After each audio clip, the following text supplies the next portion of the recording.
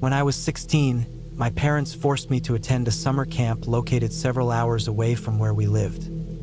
Yes, you heard that right, they forced me. At the time, I had gotten involved in some activities outside of school that started affecting my grades and eventually led me into some legal trouble just before the school year ended. To keep an eye on me and make sure I stayed out of trouble, my parents decided sending me to this camp was the solution. I hated it. I resented them for it back then, but now, looking back over a decade later, I realized they were just trying to do what they thought was best. They simply didn't know what else to do.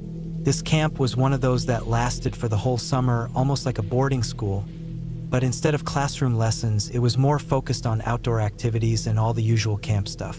You could send your child for the entire summer or just for a week, depending on how much you were willing to pay. My parents and I compromised, and I went for 3 weeks. The car ride there felt miserable. I kept thinking about my friends, the girl I had a crush on, and, most importantly, my beloved Xbox 360 that I wouldn't get to play for weeks. One thing I noticed immediately was that there weren't many kids my age. This camp had a lot of younger kids and only a handful of high schoolers like me. In my cabin, I was with a group of 7 other guys. All of them were at least somewhat into outdoor activities. They loved hiking, Emojis, and all the other camp traditions. Right away, I felt like an outsider. The others in my cabin were all returning campers who had been coming for years. They told me right away that I would eventually grow to love the place, that my grumpy attitude would wear off, but I wasn't convinced. I'd never been into group activities or anything too social. Sports, team stuff, all of that had never appealed to me. To me, these 3 weeks felt like a prison sentence. I just had to wait it out. For the first few days, that's exactly what I did. I kept to myself, did the required activities, and spent most of my time in the common room. It was a large cabin in the center of the camp with a pool table, a bunch of books, and, most importantly, it was quiet. Most of the other campers spent their days swimming, hiking, and doing other camp activities, but I just wanted to avoid all that. By the end of the first week, my cabin mates kept suggesting I join them for swimming. They practically begged me to go, and though I wasn't keen on it, I gave in. It was hot, so I went. To my surprise, I actually had a good time. It felt like the camp was turning into something less like prison and more like fun. Couldn't believe it. After that afternoon, I never went back to the common room again. I hung out with my cabin mates and even met a girl named Sarah. Being one of the older campers, I was able to have a more mature relationship with the counselors. I appreciated that they didn't treat us like kids, but still treated us with respect. It felt professional, but also like we were talking to someone who wasn't that far removed from us. Before I knew it, my last weekend there had arrived, and I was upset to leave. I almost couldn't believe it, but it was true. My parents were coming to pick me up on Sunday, and by Friday and Saturday, my cabin mates and I decided we wanted to make the weekend memorable. Since I was the bad boy of the group, I snuck in a bunch of snacks, and we set up to stay up all night playing card games and just hanging out. Nothing too crazy, but it felt like the right way to finish off the time there. A little after midnight, a few of the guys had fallen asleep, and the rest of us were playing blackjack using candy as makeshift chips. One of the guys, who had been lying down but wasn't asleep, suddenly jumped up with a loud, "Whoa, what the heck was that?" His sudden outburst caught us all off guard. We asked what was going on, and he stared out the window for a moment before saying, "I swear I just saw someone in that tree." He looked at us, and before we could respond, he jumped down and ran out the door. First, we all laughed, thinking it was just a joke. The windows of the cabin were different from regular windows, long and narrow, running along the top of the walls. So, we thought it wasn't even possible to see out of them, especially not at this hour. But he insisted, even getting upset, so we decided to check it out. One of my friends told us to lie on the bed and look up at the window. We did, and sure enough, we could see the trees outside. I didn't know what to think, but I started looking closer and noticed it. There was a face. It was staring right at us. I jumped, and we all heard his feet hit the ground as he bolted from the room. We were shaken, so one of my friends suggested we go outside to see if there were any footprints or signs of someone being there. If we found something, we'd tell the counselors. If not, we'd chalk it up to his imagination. 2 of us went outside, and we barely made it to the tree when we spotted someone standing beside the cabin, almost as if they were hiding. We froze. The man looked at us with one of the most unsettling expressions I've ever seen, then ran off into the woods. We didn't stick around long and rushed back to the cabin, yelling, but not loud enough for the counselors to hear us.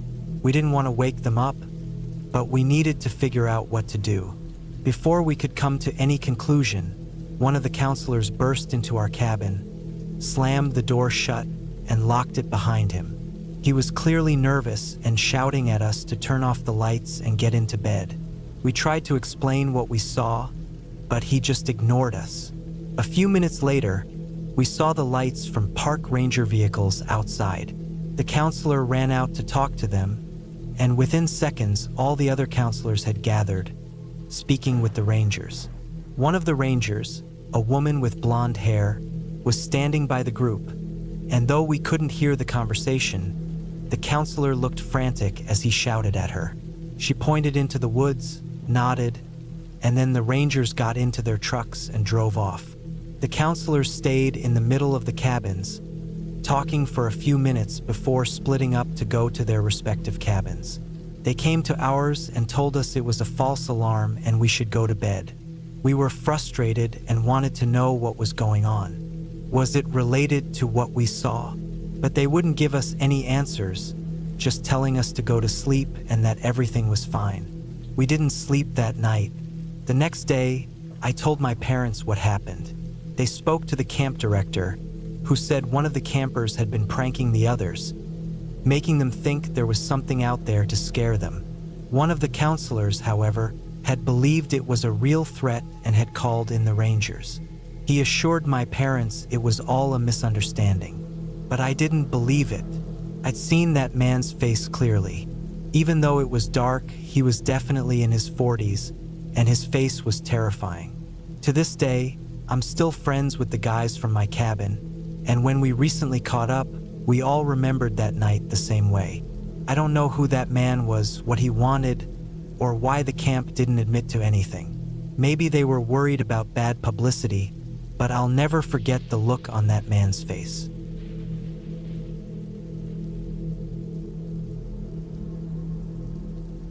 When I was younger, I was desperate to fit in, and I would do anything to be seen as one of the popular kids. At 15, my parents sent me to a summer camp, and I was eager for the chance to make new friends and perhaps prove to the other campers how cool I really was, or maybe even convince myself. When I arrived, I immediately gravitated toward the kids I thought seemed fun. There was a group of 4 guys near one of the cabins. They all had messy hair and looked like they could be skaters, which at the time was what everyone considered cool. The leader of the group was a guy named Jake. He wore a backwards sports cap and entertained the others with jokes. As I walked up to the group, I started laughing at Jake's story, even though I didn't understand it. That laugh was enough to get me accepted into the group. A few days later, it was clear I had made the right choice. The younger campers thought we were cool, and the kids our age laughed at everything we said.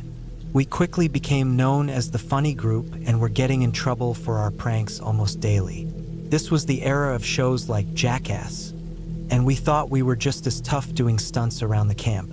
Jake even managed to convince one camper, named Sam, to jump off the roof of one of the cabins onto a tree, claiming he'd done it countless times.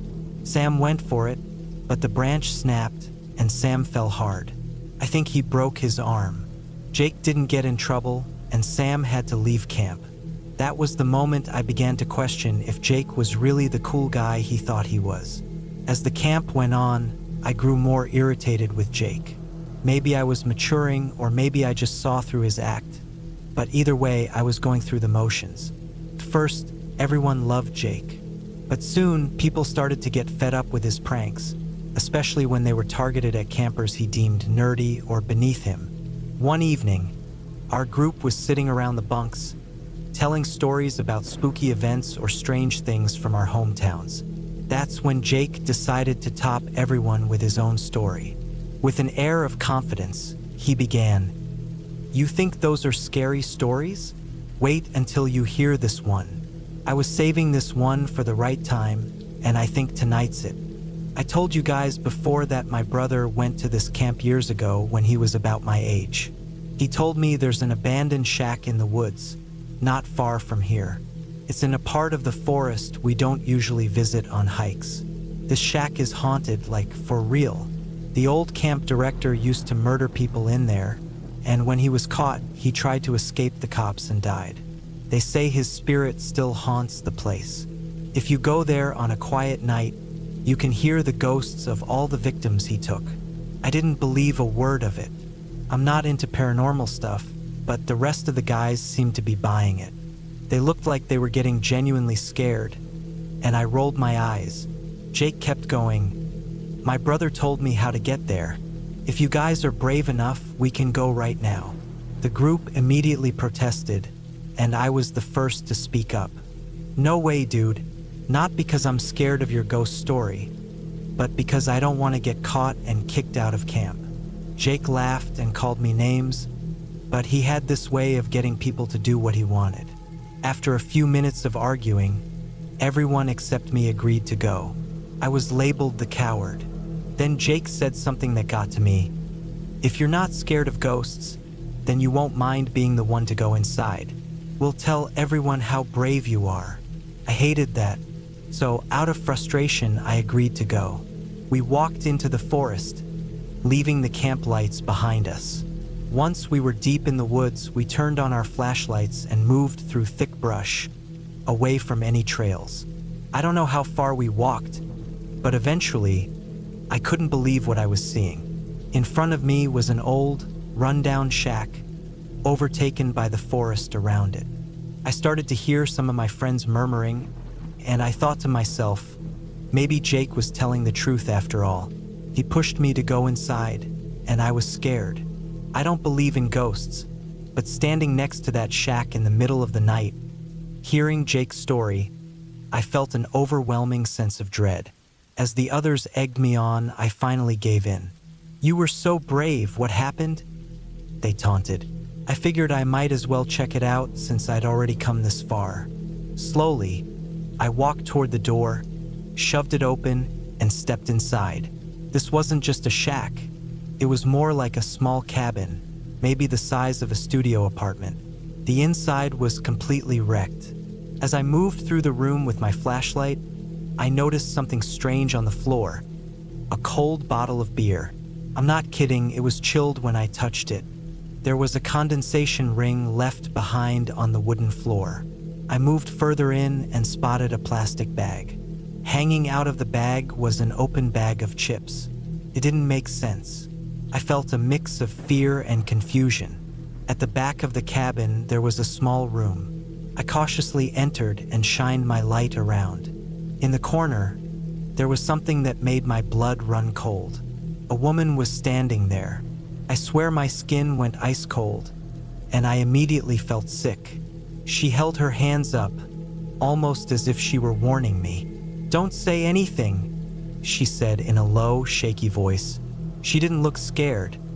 She looked angry, like she was trying to tell me something. I heard Jake shout from outside, asking if I was okay, but I didn't answer. The woman shook her head at me, signaling for me to stay silent. After a moment of hesitation, I screamed, "Run!" and bolted for the door. I heard the woman curse at me, but I didn't stop. I could hear her running after me, but I didn't look back. When I reached the others, I yelled that there was someone in the shack and we needed to get out of there. They looked confused at first, thinking I was messing with them. But then, the woman burst through the door, yelling something we couldn't understand. We didn't wait around to find out what she said. We ran back to camp, terrified. When we got back, we were met by several staff members who were clearly annoyed. They rubbed their eyes, still half asleep, and scolded us for sneaking out. I tried to explain what had happened, that someone was living in the shack, but they didn't believe me. They told us they'd call our parents the next morning, which honestly made me happy. I just wanted to go home. The next morning, the camp director gathered us together. He told us they had gone to the shack early that morning and found everything we described. They even found footprints leading in and out of the shack. For our safety, they called off the rest of the camp early, not just for our group, but for everyone. They didn't know if the woman or whoever else might be out there was dangerous. I was glad to be leaving. That experience stuck with me for a long time. It messed with my head, but I've come to terms with it. I never spoke to any of those guys again, especially Jake. Even though some of them said what we did was kind of badass, I have no idea what happened to them. It wouldn't surprise me if Jake's in jail or something by now. But let me tell you, be careful who you trust, because they might lead you into something that could be your last.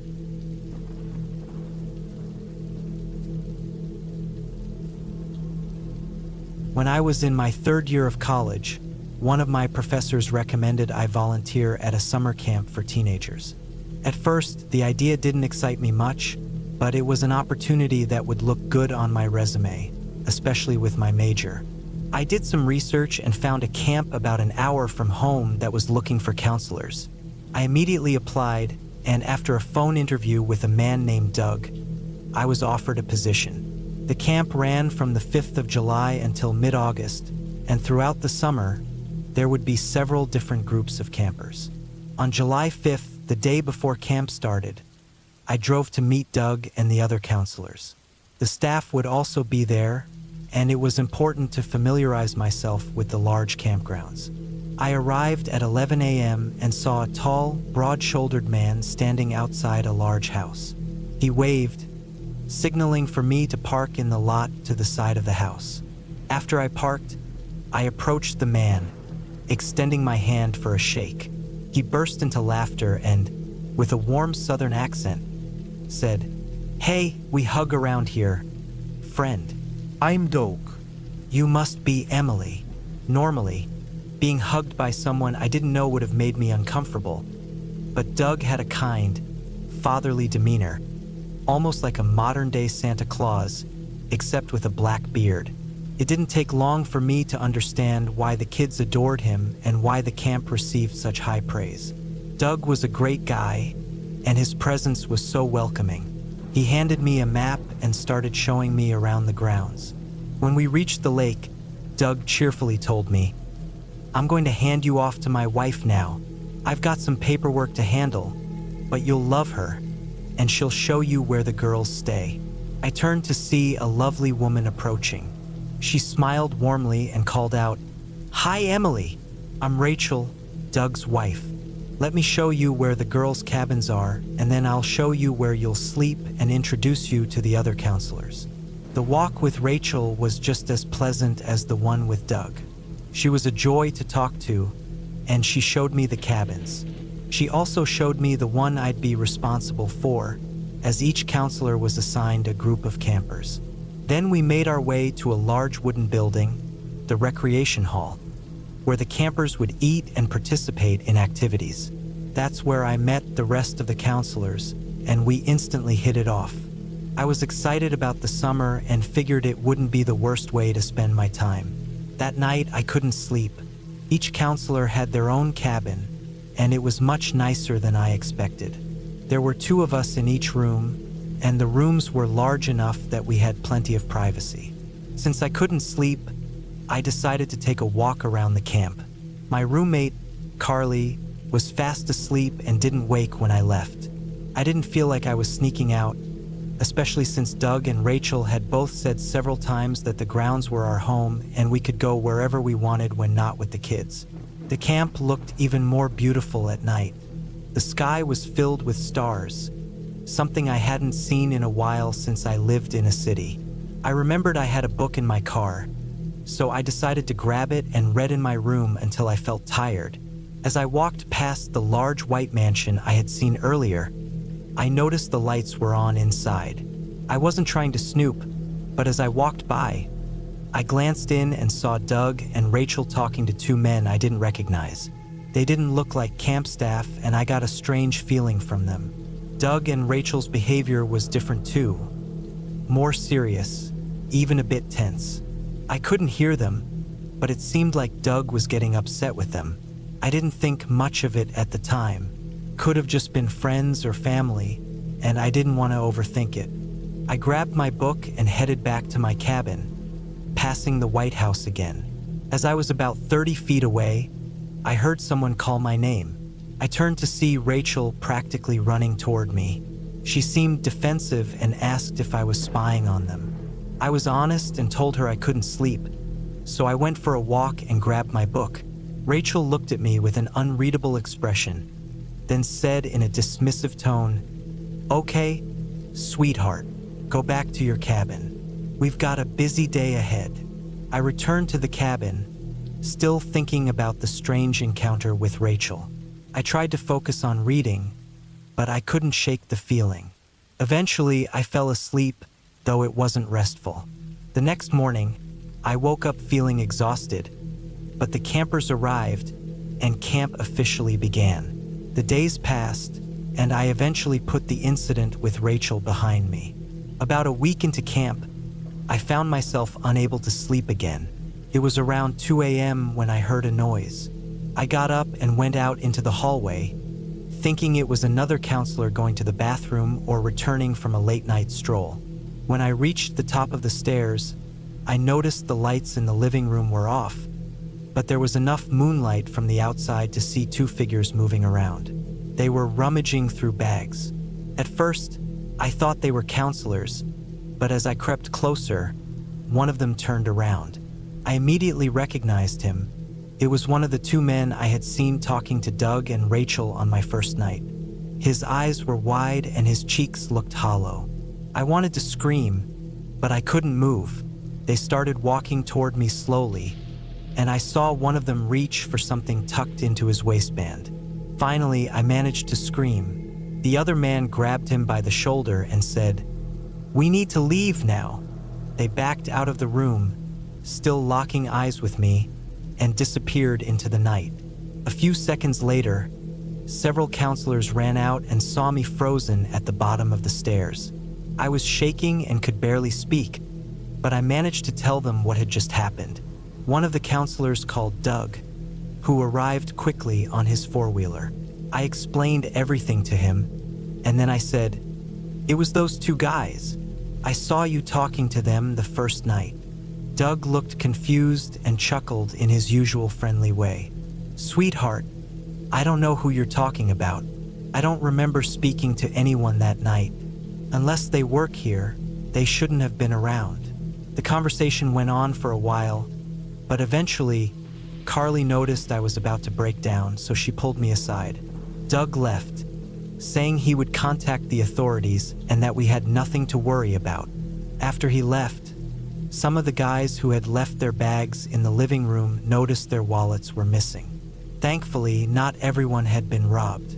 The next day, I told Rachel about what had happened, and she looked at me with a cold expression. "Whatever you think is going on, you're wrong," she said. "There was an incident, and it'll be taken care of." That conversation was the final straw for me. Since I hadn't signed any binding contracts or anything like that, I felt I had every right to leave. I marched over to Doug and told him I was quitting. He didn't try to stop me, but just apologized for the unpleasant experience. I never pursued the matter further, as I figured it wouldn't lead anywhere.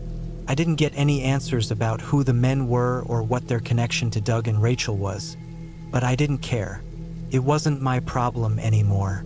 It's been over 15 years since I worked at that camp, and this is the first time I've told anyone about what happened. I know I made the right choice leaving when I did. My gut told me I would see those men again if I stayed, and I'm glad I didn't stick around to find out what they wanted. Summer camp? Never again.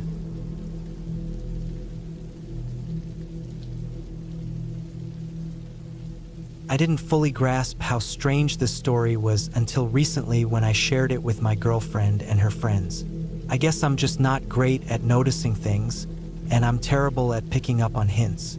My girlfriend had been flirting with me for weeks, and I didn't even notice. So yeah, I'm not the best at overthinking situations. This happened when I was around 15 or 16. I can't remember exactly how old I was. I went to a Christian summer camp. It wasn't overly religious, just used the Christian label to get people to sign up. In this part of the country, it felt like you were either Christian or nothing. My parents thought sending me to camp would help me become more social and meet new people since I'm pretty awkward. They were half right.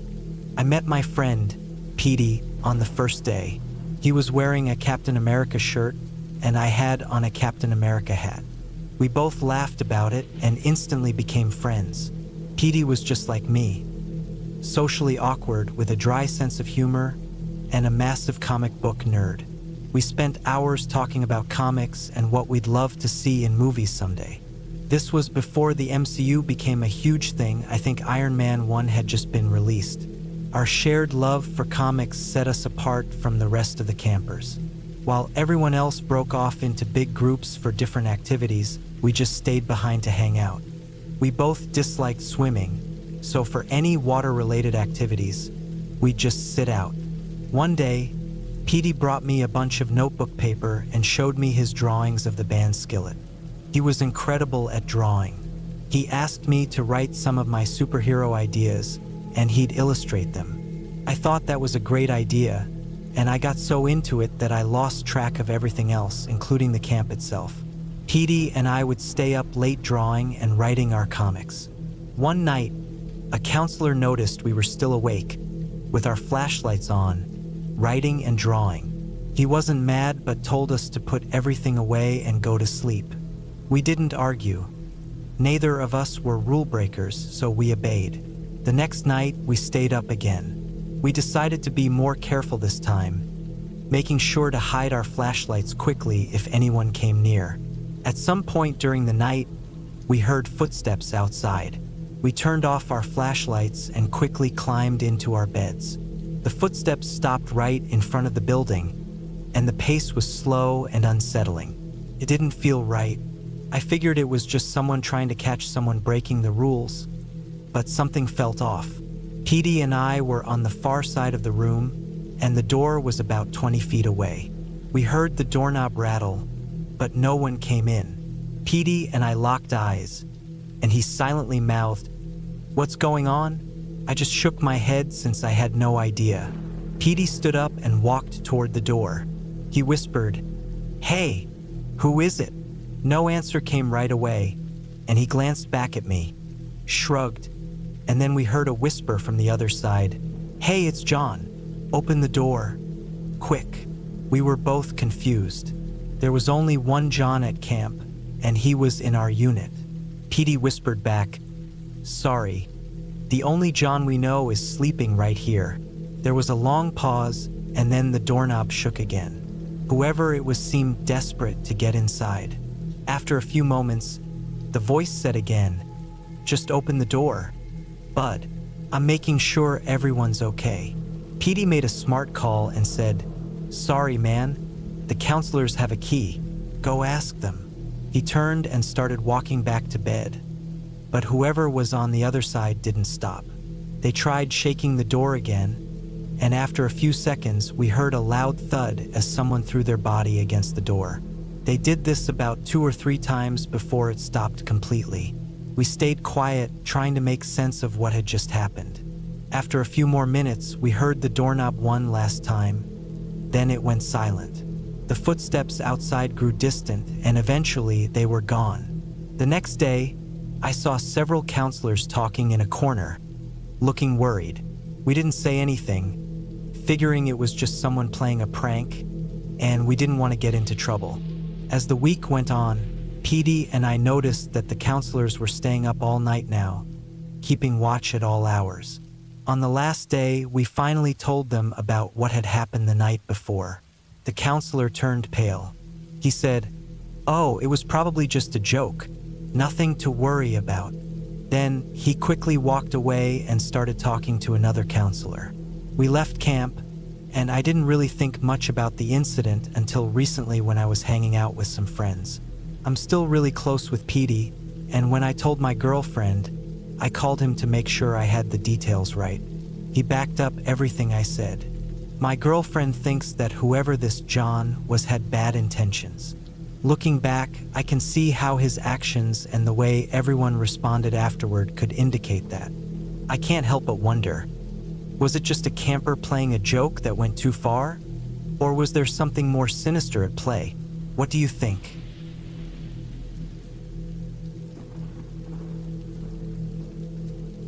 I've always enjoyed camp and the idea of summer camps, even before I actually went to one.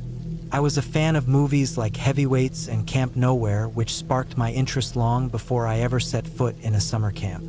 There was a well-known camp in the northeastern part of the country that I started attending around the time I was 12 or 13. We had a family friend who worked there and was kind enough to offer a discount, which made it affordable for my parents to send me.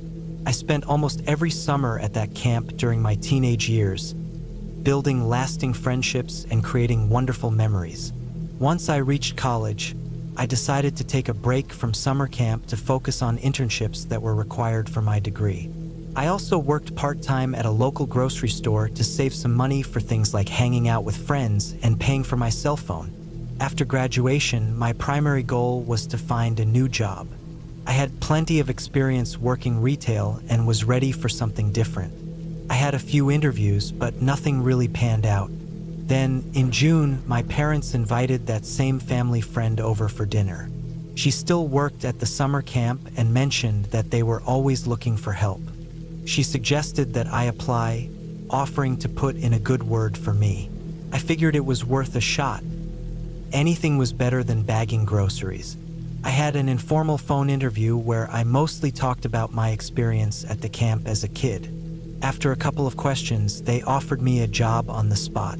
The camp had 2-week sessions, and I was told I could either take a week off in between or stay and work through the transition between sessions. I decided to work 2 weeks, then take a break, and if everything went well, I could stay for the shift week to make some extra money. The job itself was straightforward. I wasn't really a counselor. My duties included helping in the kitchen, running outdoor activities, and generally filling in wherever needed.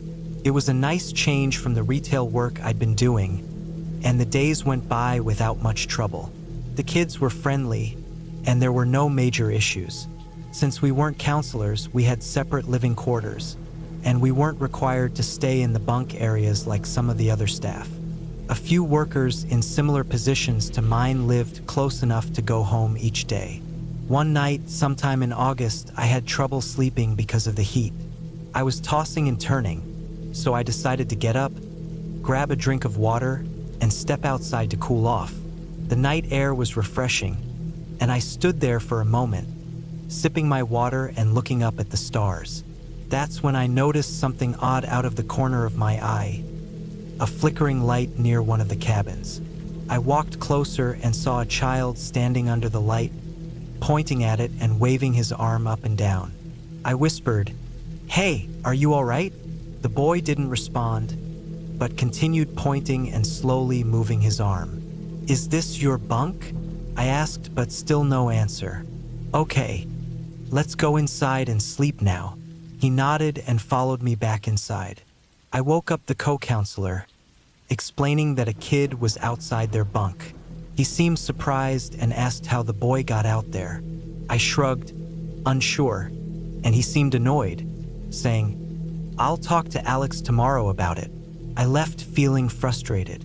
I wasn't sure of the exact rules, but I knew there were safety measures in place to keep campers secure at all times. It seemed like something went wrong for a child to be outside, unsupervised at that hour. The next day was busy, and the incident slipped from my mind until I headed over to the main building with some supplies for an arts and crafts project. In the art room, a few kids were finishing up their work, and I spotted the same boy from the night before. This time, he was standing in the corner, facing the wall. I asked one of the other staff members what was going on, but she didn't seem to know either.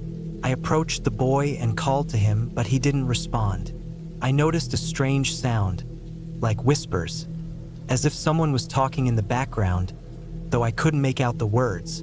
The boy's lips were moving, and his eyes were shut. He was whispering very quickly and quietly. When I tapped him on the shoulder, he suddenly turned around, grinning. "Hi, I'm Timmy," he said, before skipping toward the door to the cafeteria. The next morning, as usual, I woke up early to go for a walk before everyone else was up. But to my surprise, many of my coworkers were already gathered outside, talking. I walked over and asked, "Wow, you all are up early." One of them explained that one of the campers had to leave unexpectedly during the night. Apparently, the camper had some kind of episode which scared some of the other kids, and a few of them had their parents pick them up. It quickly became the talk of the camp, with details becoming more and more exaggerated as the days went by. A senior counselor told me that there were strange scratch marks or carvings under the boys' bunk, and that some boards had been replaced. However, I'm not sure how much of that was true. It could have just been camp gossip. I never returned to the camp after that summer, but from time to time, I think about the experiences I had there. And every now and then, I wonder what really happened with that poor boy.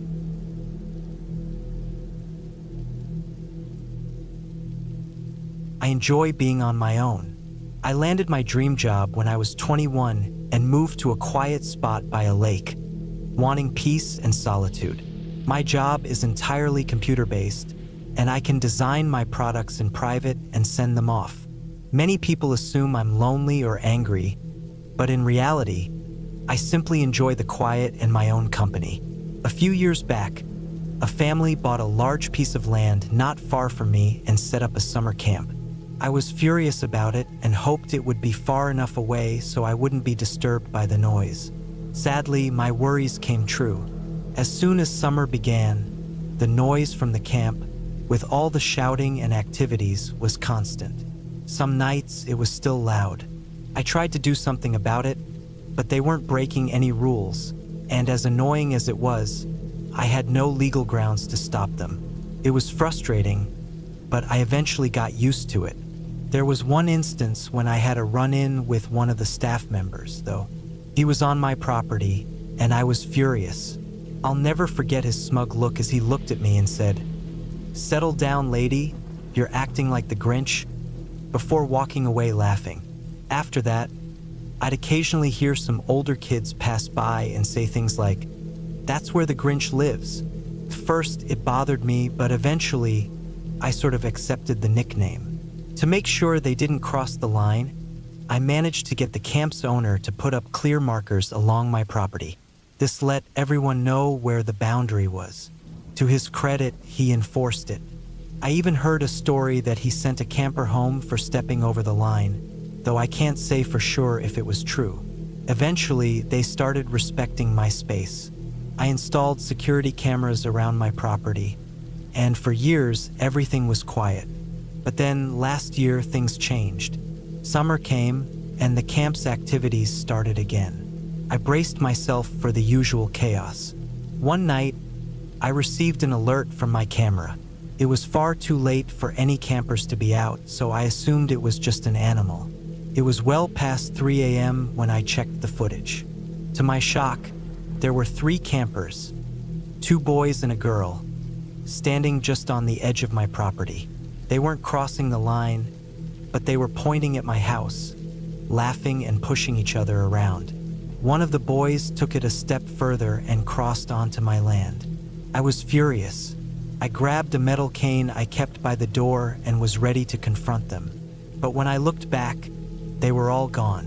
I wasn't sure if they had gone back to camp or wandered further onto my property, but soon after, I heard a knock on my door that I froze.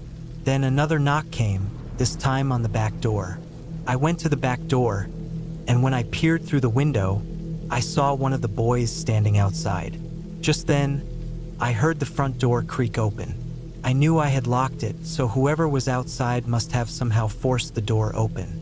A cocky voice called down the hall, "Hey Grinchy, you home? We just want to see you." The girl and the boy laughed, and I hid behind a door in my back room. I heard the other boy opening the back door, saying, "This is Grinchy's house. You think she's home?" I was scared. They were just teenagers, but there were 3 of them, and the boys were big for their age. I could hear them moving around my house, whistling and calling me by my new nickname. At least one of them went upstairs because I could hear footsteps above me. Another walked into the room I was hiding in, rummaging through drawers and looking through my things. After what felt like forever, they finally left. When I checked the damage, I was horrified. They had stolen a bunch of things and completely trashed the place. I couldn't understand why anyone would do something so cruel for no reason. I immediately called the police. They arrived about 30 minutes later, but there was little they could do. One of the kids had even deleted the video files from my camera. I wasn't sure if there was any way to recover them. The next morning, I went to the camp and spoke with the owner. He accused me of lying, thinking I was just trying to ruin him and his camp. Our relationship had been strained for a while, and I think he believed I was making up stories to get back at him. Not long after that, I put the house up for sale and moved to another quiet, isolated place. I'm not sure how scary this story will sound to you, but it was terrifying to feel trapped in my own home, with unpredictable teenagers sneaking around. Maybe it's not the most terrifying tale, but it was certainly unsettling. I know I'm not the easiest person to get along with, but what those kids did was completely uncalled for. Some people just can't be decent no matter what. Thanks for reading. Friends, if you want to hear more stories like this, make sure to click that notification bell. I post new videos every Monday, Wednesday, and Friday at 7 p.m. Eastern Standard Time, with live streams every Sunday, Tuesday, and Thursday. I'd love to see you there.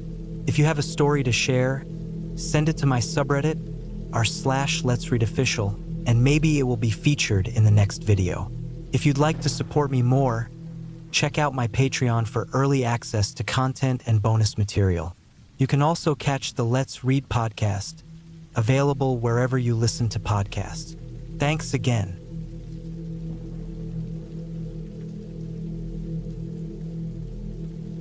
When I was younger, I never had the chance to attend summer camp because my family couldn't afford it. I remember asking one year, but my parents quickly shut it down as they were barely getting by. Still, I managed to attend sports camps during the summer. It was similar to traditional camps, but focused mainly on one sport, in my case, basketball. These camps were just 1 week long, and during that time you do drills, play games, eat, make friends, and enjoy yourself. After high school, my life took a direction I didn't expect. I started coaching basketball at the high school level and teaching younger kids the basics of the game.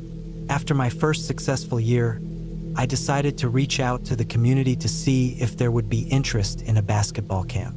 The response was overwhelming.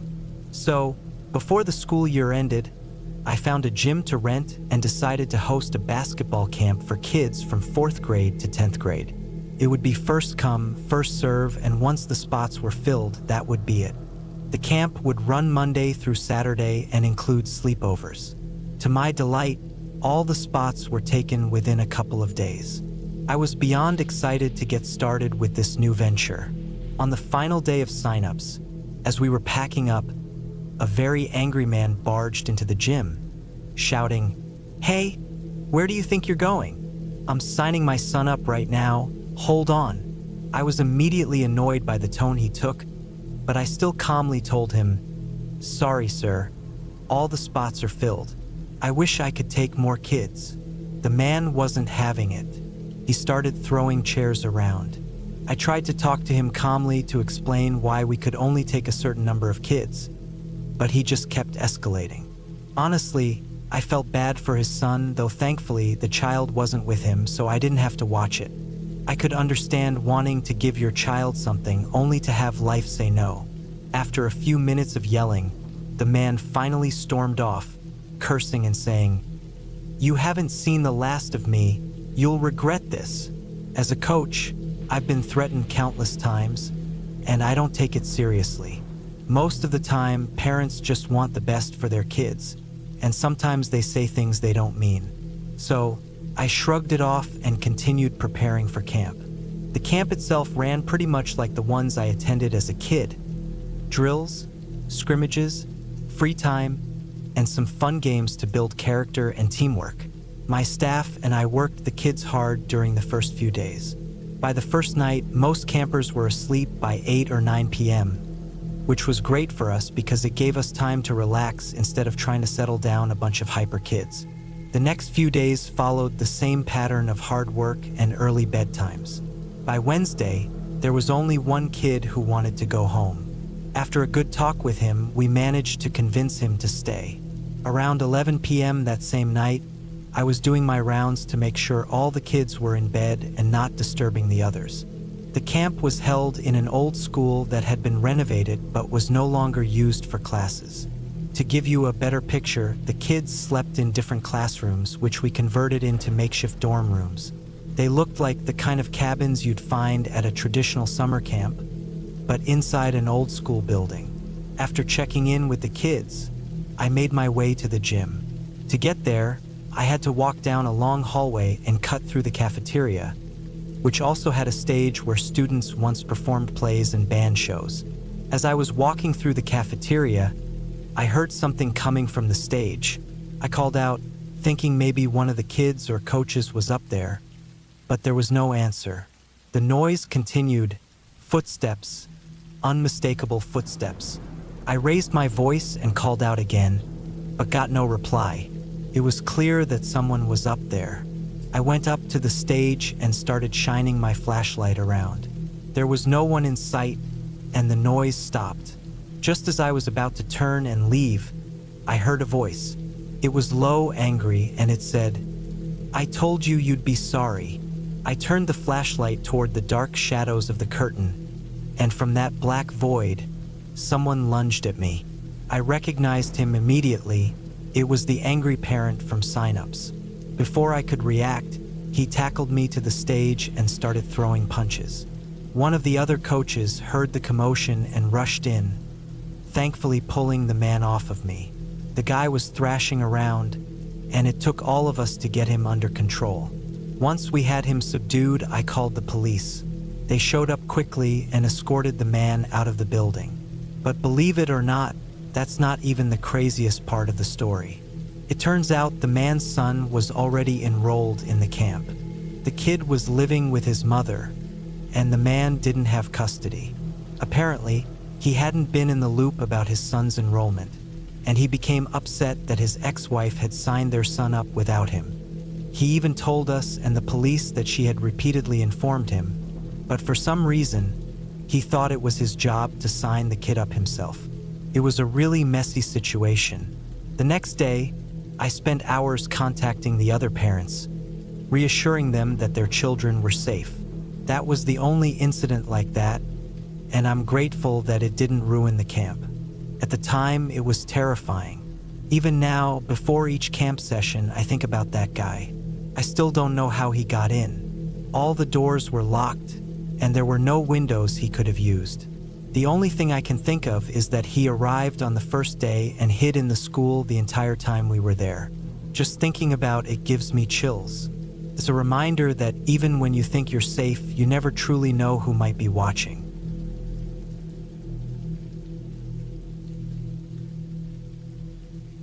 A deep, menacing growl echoed just outside the tent, causing the man to freeze. It sounded too small to be a bobcat, more like a mountain lion. One that was likely very young but still capable of danger. He could tell it was a male, and it seemed to be intimidating a smaller female. His vision was blurry, and he couldn't make out much of her, but it was clear that the male held dominance over her. Trying to stay calm, he quickly got ready to leave his tent if necessary.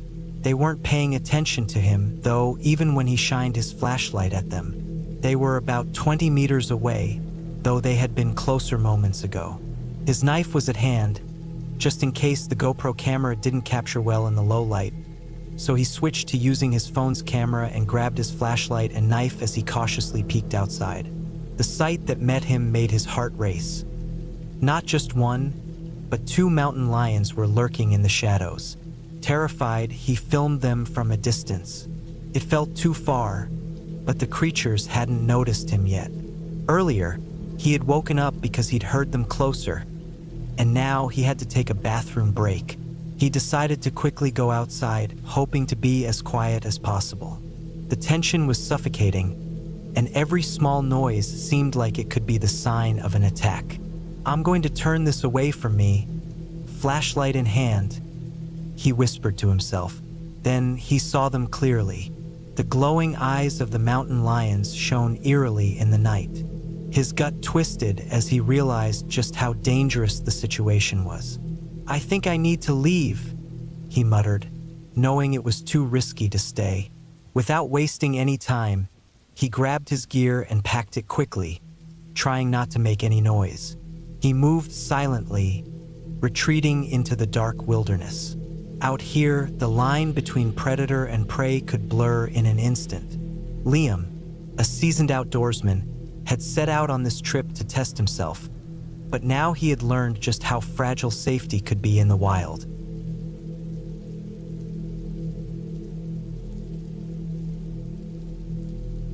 A man set out to endure a wild camping trip in the midst of a fierce storm, with winds reaching up to 60 miles per hour. The hike to his selected spot was a challenge in itself, with the howling winds almost knocking him off balance. "This is by far my toughest camp," he thought. "Winds over 60 miles per hour and constant rain. This should be a good test for my tent." Despite the conditions, he was determined to make it work, even though he was actually out in a Hilleberg solo tent, not the pop-up one he jokingly mentioned. It would be a real test of how well the tent handled such fierce winds. "Visibility is terrible," he noted. "Nothing but darkness. The wind's getting stronger as I climb higher, and I really don't want to face that scramble ahead." After struggling with the gate, the wind behind the wall felt like it was relentless, howling mercilessly. He was thankful for a bit of shelter as he reached the small scramble section, which provided some protection from the mountainside. As he continued, he could see the drip point and knew he was close. Once he reached his shelter, he set up his tent next to a stone wall, bracing it against the furious gusts. With limited space in the solo tent, he adjusted the inner tent slightly, creating just enough room to take off his wet clothes while keeping the inside dry. As darkness fell and the storm grew worse, he bundled himself deep into his sleeping bag to conserve warmth. The wind outside howled like a living force, battering his tent with relentless ferocity. The views at the summit were insane, he recalled. But getting back in meant going through the whole process of taking off my wet gear and putting on dry stuff. It's crazy. I think it's time to cook something.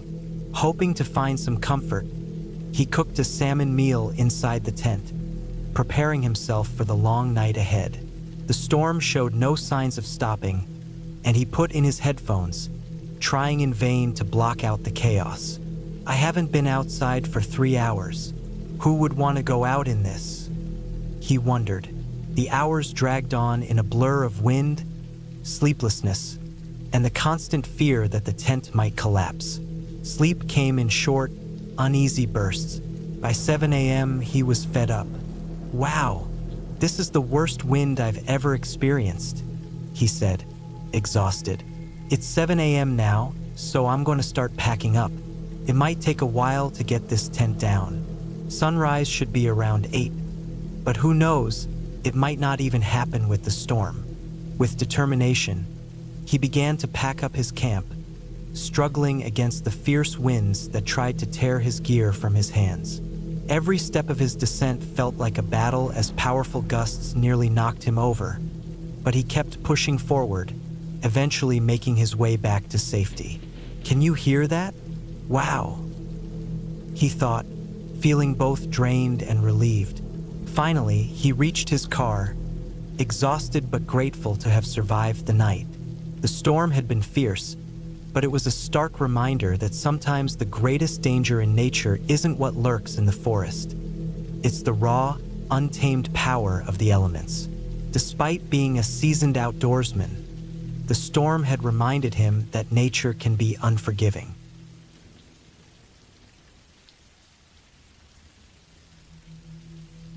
At 4 a.m., something felt off. He woke up suddenly to the unmistakable sound of footsteps circling his tent. Grabbing his camera, he began recording, heart racing. "My phone's probably going to die, but I have to document this," he muttered. "Something's walking around my tent. I'm out here alone, just trying to get a morning hike in. I've already got a history with this place." The full moon was bright, and he could see its glow casting a shadow on the wall of his tent. It was huge. Earlier that evening, something had brushed up against his tent, but he dismissed it as an animal. Now he wasn't so sure. Each time he unzipped his tent to look outside, there was nothing there, just the sound of something dragging along the ground in the woods. Something pushed on the tent earlier too. Could have been a raccoon, I guess. "I'm not even sure if you can hear me." He paused, hearing a strange noise. "What the hell? I don't even know if you guys can hear that." He wanted to pinpoint where the sound was coming from. If he could, he'd shine his light and turn the camera around, but every time he opened the tent, there was nothing to see. "It almost sounds like something's dragging something. I'm gonna have to go plug my phone into the charger in my truck soon." Eventually, his phone died, cutting off the video. But one question remained unanswered.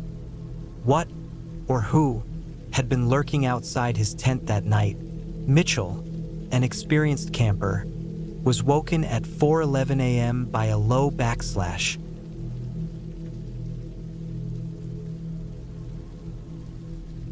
Here's a rephrased version with slight changes in location, names, and other details to keep it copyright-free, while maintaining the original structure and core of the story. His bold adventures took him back to a forest where he had once heard strange sounds, but nothing could prepare him for what he would find this time. Armed only with a flashlight, Dylan ventured deep into the dense woods. "Hey everyone, I made it back out here," Dylan said. "We're going to explore the Wildwood Forest tonight, one of my favorite spots to go looking for mysterious creatures. I'm taking you all along with me, but tonight we'll be walking around to see if we catch anything.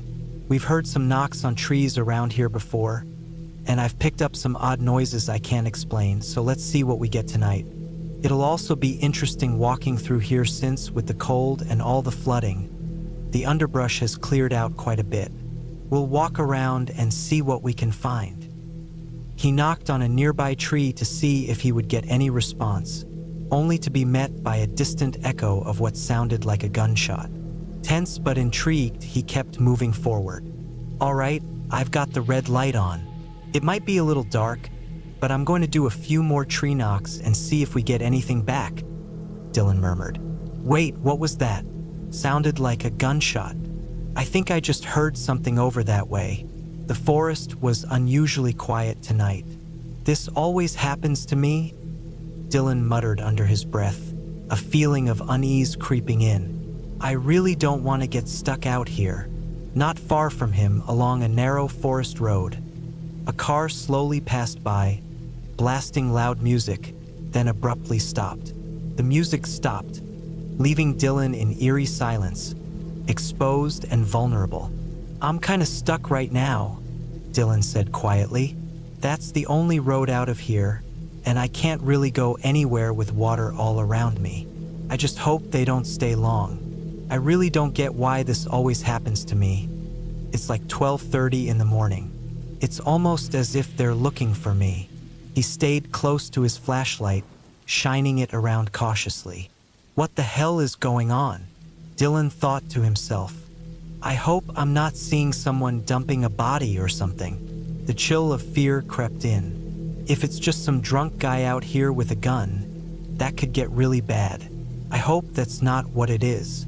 But it sounds like they're dragging something. Out in the distance, Dylan noticed headlights flickering. In the dark, he saw a fire being built. Not a regular campfire, but something far larger. It seemed like an unsettling amount of materials were being burned.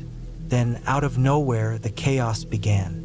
Loud smashing sounds, branches snapping, and flickering lights moving through the trees. "Looks like they're starting a huge brush fire," Dylan said under his breath. "They've put something on the ground and covered it up, and now they're lighting it up. That's not a normal fire. This is way too big." He wanted to leave but didn't want to get too close to whoever was behind the strange fire. Suddenly, the silence was shattered by 5 gunshots, each one louder than the last. "I almost walked that way to get around them, and then they fired that damn gun," Dylan said, panic rising in his chest. "What do I do now? I really don't want to get shot." Terrified, Dylan crouched low behind a tree, trying to stay out of sight. His heart was racing as he stayed hidden for over an hour and a half, waiting for whoever was out there to finally leave. Eventually, the distant lights disappeared into the night. His camera had died, but the moment he felt it was safe, he bolted, taking his chance to escape the nightmare he had stumbled into. He later described that night as the scariest experience of his life. "That was one of the most terrifying things I've ever gone through," Dylan later said. "I had no idea what those shots were aimed at, but I still have questions. What were they burning out there? And why was someone shooting in the dead of night?" Ethan, no stranger to the wild, set out for another regular camping trip, unaware that the woods would once again hold something far more dangerous than he had bargained for. "When I was growing up, my mom always told me that it's okay to believe in things we don't fully understand, like ghosts, strange beings, or even aliens. She raised me to keep an open mind. She used to tell me all kinds of stories, things that really happened to her, some about strange events and others about terrible people. One story always stuck with me more than the rest, maybe because it had elements of both the paranormal and something very real and disturbing. My mom was born in northern England, but when she was about 6 or 7, her family moved to a remote part of New Zealand for a while. Between the ages of 6 and 13, she lived there. When she was around 7, her dad took her and her 2 brothers, my uncles, on a short vacation. They were going to stay in a cabin owned by one of her dad's old friends. This place was way out in the wilderness. The area was extremely isolated. You could go for hours in any direction and not see another person. There was a lake on the property, barely any trees, and a small bridge curving over the water. They had planned to stay for a couple of weeks, but once you hear what happened, you'll understand why they left before day 10. First, everything seemed fine. The days went by, nothing unusual happened, but it didn't take long for my mom to get a weird feeling about the man who owned the place. Let's just call him the host. This host spent most of his time around the kids. He kept asking them lots of questions, and after a while, those questions started to become a bit strange and personal. My mom said he gave her a weird vibe, but she was taught to be polite. So, even though she was uncomfortable, she'd usually answer him nicely. She was young, barely 7, and didn't understand how wrong some of it was. You should know this was happening when her dad wasn't around. He was usually out somewhere on the property. He was a caring father, not the type to leave his children alone unless he really trusted someone. And the host was an old friend of his. He had no reason to suspect anything was wrong. This took place in the late 1950s, and parenting back then wasn't quite the same as today. People just assumed that if you knew someone, they were safe. As the days passed, the host started to make my mom feel more and more uneasy. He was nice to her brothers too, but he seemed especially interested in her.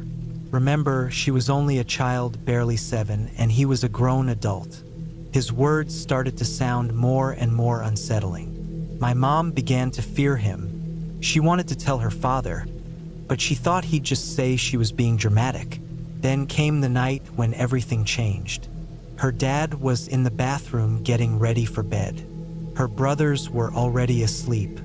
That's when the host approached her in the hallway, where only one dim light was on. He took her arm and said something that terrified her. He told her to meet him at the bridge over the lake at midnight. Then he added, if she told anyone, especially her dad, then her brothers wouldn't make it to the morning. My mom told me that she had never in her life felt so paralyzed by fear. She didn't know what to say. Her eyes filled with tears, and she just nodded before running off to the room she shared with her brothers. She couldn't sleep at all. Midnight kept getting closer. The only light came from the moon shining through the window. She didn't say much about how the room looked, only that there was a large ticking clock on the wall that she couldn't stop staring at. Every tick made her more nervous. She didn't know what would happen if she didn't go, or what might happen if she did. That's when she noticed something at the foot of her bed, something she had only heard about in old stories. A shadowy shape stood there, not blocking the window light behind it. At first, she thought maybe it was the host, but she could see right through the figure to the window, so she knew it couldn't be. She said she couldn't even tell if it looked like a man or a woman. It was just there, and it scared her badly. It was nearly midnight, and the figure began moving slowly toward her bed. She pulled the blanket up to her nose. She couldn't even scream. Her brothers were just a few feet away, but it never crossed her mind to call out. She just froze, trembling. There was 1 minute left before midnight when the silence broke. A whisper filled the room. She was sure it came from the shadowy figure. It said, "Don't go." Then the clock struck midnight. The figure suddenly changed into a dark swirl of misty smoke and began circling her bed. Round and round it went, faster and faster. As it moved, the same whisper repeated again and again. "Don't go, don't go, don't go." She did what most little kids would have done. She ducked under her blanket and stayed there. She didn't move. Eventually, the noise and the movement stopped. She didn't leave the room. She didn't meet the man on the bridge. Eventually, the sun started to rise. When the morning light filled the room, she felt brave enough to peek out from under the covers. She hadn't gotten a second of sleep, but now that it was daylight, she knew she hadn't imagined what happened. Her brothers were snoring softly, and the comfort of morning gave her the push she needed. She got up and ran to her dad's room. She told him everything. How the host had spoken to her and her brothers, how he told her to meet him at night, and even about the shadow figure. She didn't care if it sounded strange. She was scared and needed her dad to believe her. Thankfully, he didn't question a word. He believed her immediately. That's the kind of dad he was. He didn't hesitate. He walked her back to her room where her brothers were now awake. He didn't say anything about the shadowy figure, but asked the boys if they noticed anything off about the host. They agreed that he had said odd things to them too. Without wasting time, their dad helped them pack their things. They didn't even bother saying goodbye. They left that morning. When they got home, my grandfather called the authorities.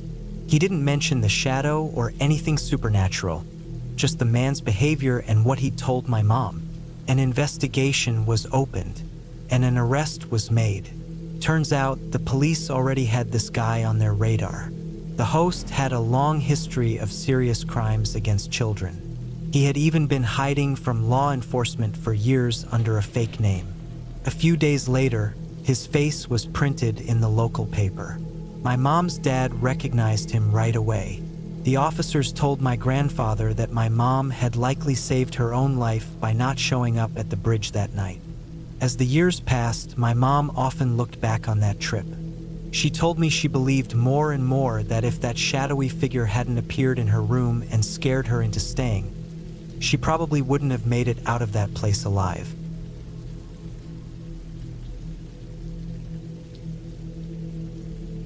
I'm 19 now and live in a quiet little town out in rural Ohio. This happened back when I was 17. I was staying the night at my friend's place, we'll call him Jay. I'd brought my dog over to help chase off the raccoons that had been giving him trouble. My dog was a golden lab, and Jay had a mutt that looked mostly like a Rottweiler. I showed up at his place around 6 in the evening. We said hey and went inside, then headed up to his room to play games for a couple hours. While we were hanging out, both of our dogs kept staring out his bedroom window, always fixated on the same spot out in the woods near the back of his property. We just figured maybe they saw a coyote or some deer moving around out there. Eventually, Jay said we should go start setting up our camp. I agreed, so we grabbed our stuff and started heading downstairs. On our way down, he picked up a pellet rifle that had been leaning against the wall. Downstairs, his dad was kicked back in the living room watching something on the TV. He asked where we were off to, and Jay told him we were planning to camp out around half a mile from the house. His dad gave us a thumbs up and just told us not to do anything dumb. "Yeah, we won't," I said, and then we stepped outside. We loaded our gear into the little trailer hooked to the back of his dad's ATV and took off, following a narrow trail that ran between some fields and the woods. The sun was already dropping behind the trees, just barely glowing over the cornfield.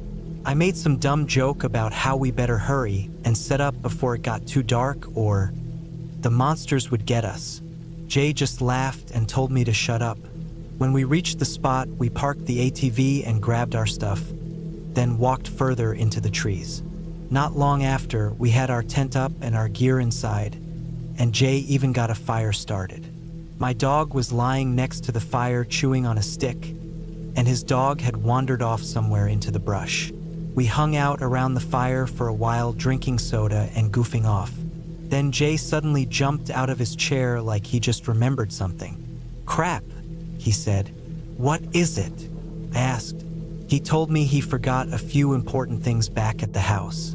I said I'd stay back and watch the fire while he ran to grab them. He said okay and headed off down the trail. That left me there, just me and the dogs out in the middle of the woods. It was one of those nights where the clouds covered the moon, so the only real light came from our small campfire. After about 5 minutes, I started to wonder what was taking him so long. Everything had gone quiet. No crickets, no frogs, not even wind. Just silence. It made me feel uneasy. Then both dogs suddenly growled, low and angry, staring into the woods.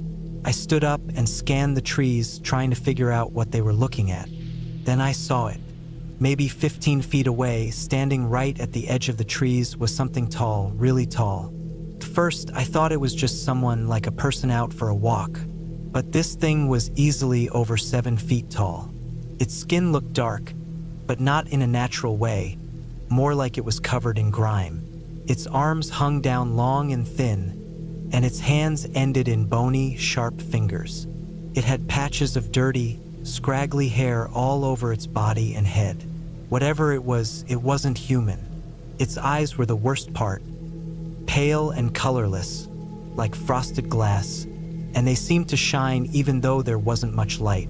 It felt like those eyes could see straight into me. My dog started barking, and Jay's dog came tearing out of the woods and joined in. Then the thing turned and faced them. It let out this horrible screech, high-pitched and loud, like a wild animal in pain, but worse than anything I've ever heard. Both dogs immediately stopped barking and crouched down with their tails between their legs. Then it looked back at me. I whispered, "Please, God, help me." The second I said that, it made a sound like it was laughing. It wasn't loud, but it was enough to turn my blood cold. My heart was pounding, and I started sweating. Then I remembered Jay had left the pellet gun behind.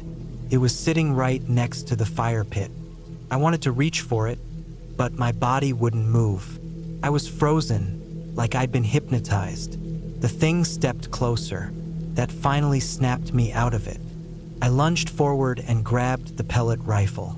Without thinking, I aimed and fired straight at it.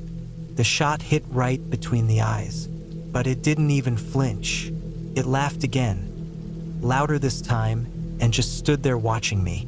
Then it slowly turned and stepped back into the trees, vanishing into the darkness without a sound. I stood there, lightheaded and shaking, thinking I was going to pass out. When Jay finally came back, I refused to stay in the tent. I told him we had to go back to the house, and we did. We didn't sleep much that night.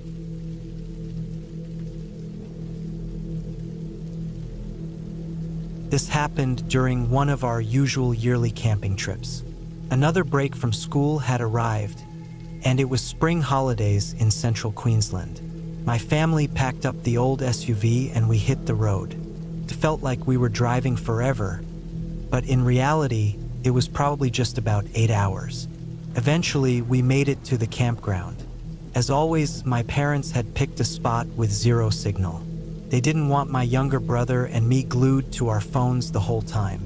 It didn't take long for the sun to start going down, so we got to work putting up our tents and rolling out the sleeping gear.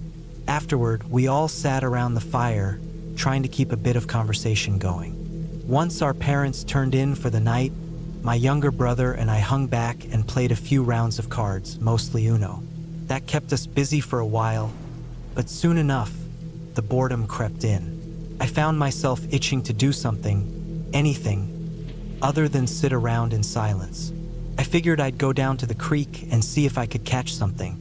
Midnight fishing sounded better than lying there staring up at the roof of the tent.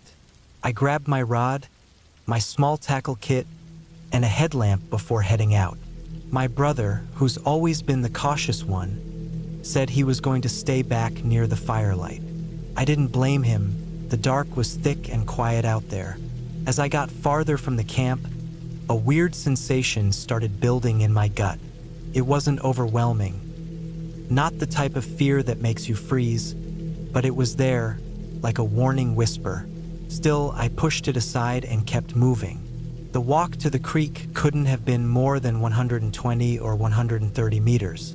I could still see the glow from our campfire flickering faintly in the distance. I set down my gear, cast my line out, and sat down to wait. For a few minutes, it was actually kind of relaxing. The night was calm, and the sounds of bugs and frogs filled the air.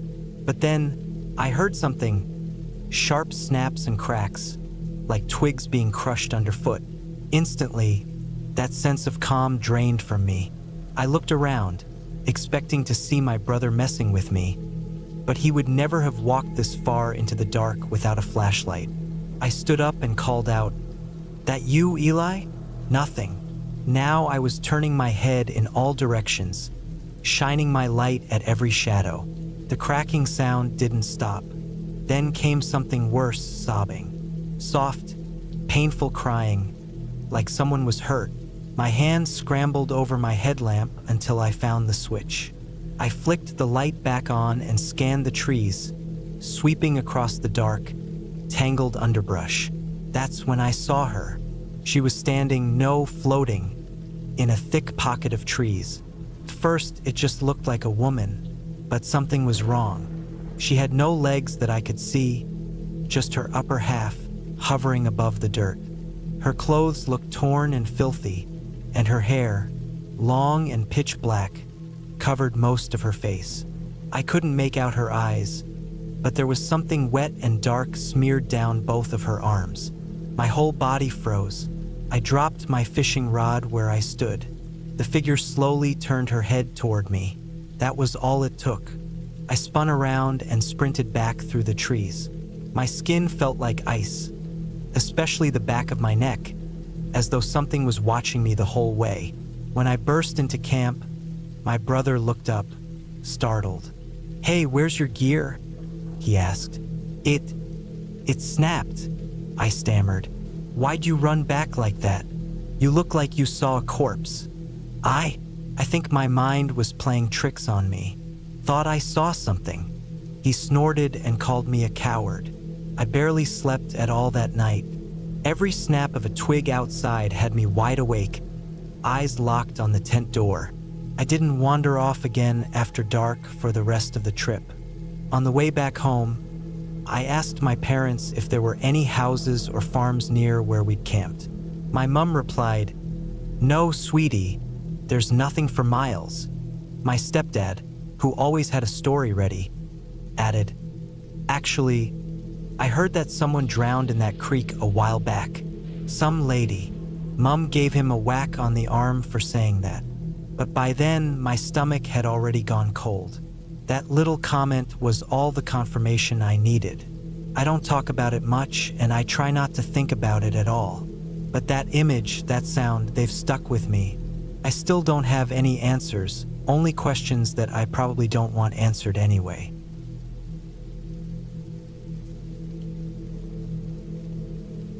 The story you're about to read was told to me by my stepdad. According to him, this experience completely changed how he views the dark. I'll retell it the way he told it to me, from his own perspective. I had gone out for a solo overnight trip in the bush. It wasn't out of the ordinary. I used to do this kind of thing pretty regularly during my weekends off from the hardware store. I threw together a light pack with just enough food and some basic first aid items, tossed it in the back of my Uda, and set out. That night was especially warm and muggy, typical for a late January evening in northern New South Wales, so I left the tent at home. I planned to sleep right out in the open on my folding camp bed. As the sky turned darker and the sun dipped low, I lit a small fire and made myself dinner, boiling water in my old kettle for my usual bedtime tea. Just as I was finishing my meal and had started filling the kettle again, I picked up on a noise. It sounded like footsteps, lots of them rushing through the area around me. They moved fast. At first, I thought maybe a few people were walking nearby, though I hadn't seen another soul all day. I spun around, trying to figure out where the sound was coming from. Then I saw what looked like the shadow of a dog slipping between the trees just beyond my camp. I reached for my flashlight. It was an older model and didn't give off much brightness, but it was enough to make out shapes. I swept the beam over the spot where the shadow had darted, and there it was. A dark dog stood just beyond the glow, staring right at me. At first, I felt no fear. I figured it was just some stray or maybe a wild dog. I was curious more than anything. That was before things took a turn. Right in front of me, the animal rose onto two legs. It stood upright. What I saw next shook me to my bones. Its hind legs looked nothing like a dog's. They bent strangely, more like what you'd see on a goat, and ended in what looked like hooves. Its face had a jaw that resembled a person's, and the front paws weren't paws at all. They were long and thin with hooked claws. Without thinking, I yanked a burning piece of wood from the fire and waved it wildly, hoping to scare the thing off. First, it didn't move. I stepped toward it and swung again. That's when it let out a snarl, a deep, unnatural growl, unlike anything I'd ever heard. It wasn't any kind of dog, not anything I'd ever seen before.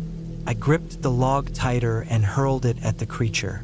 It didn't flinch, it just stared, eyes fixed on mine. And that's when I really thought it was over for me. I thought that was going to be the end.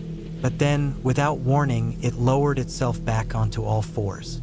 Still locking eyes with me, it slowly backed into the woods and vanished into the darkness. Heart pounding, I threw what little gear I had back into my truck as quickly as I could and got out of there. I didn't stop driving until I reached town. Now, this encounter didn't put me off camping forever. I've still gone out since, but I've never done it the same way again. I'm far more careful now. I don't like to imagine what might have happened if I hadn't stepped forward or if I had hesitated. Maybe it was pure luck. Maybe that thing didn't want to hurt me. Maybe it just wanted me to know the place belonged to it, not me. Whatever the case, I've never camped with the same attitude again. Since that night, I always treat the places I stay in with complete respect, because you never really know what might be watching from just beyond the firelight.